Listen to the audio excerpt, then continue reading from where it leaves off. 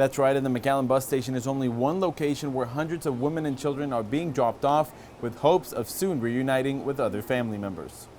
The McAllen Central bus station is seeing a wave of Central American immigrants that have surrendered to authorities after a long journey crossing through Mexico to come to the United States.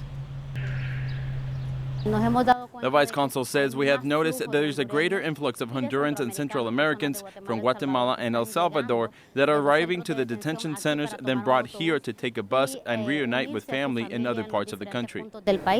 According to the Honduran Vice Consul, about 15,000 Honduran children have come through the south border in the last few months. The overcrowding of detention centers have led to the release of hundreds of women and children.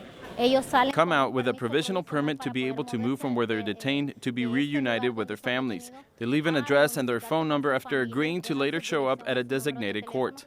Those are the hopes of Roxana, an immigrant mother from Guatemala that has been waiting for her relatives in Boston to help her purchase either a bus or plane ticket. She says this journey has required many sacrifices. People there tell us that the journey is an easy one, that everything will turn out fine.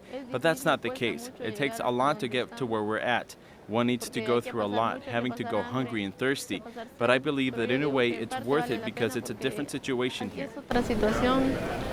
Roxana says the need and the insecurity in her country has forced her to flee, just like many others like her, having to leave their homes and their commodities behind. And that's where Mireya Tapia comes in. The necessities, hygiene, and feeding the children, those are the most important necessities that we have. We came by and just seeing a child say, "Do you have something to eat?" in Spanish, or "Tienes algo que comer?" That's just calling us out and saying, help us.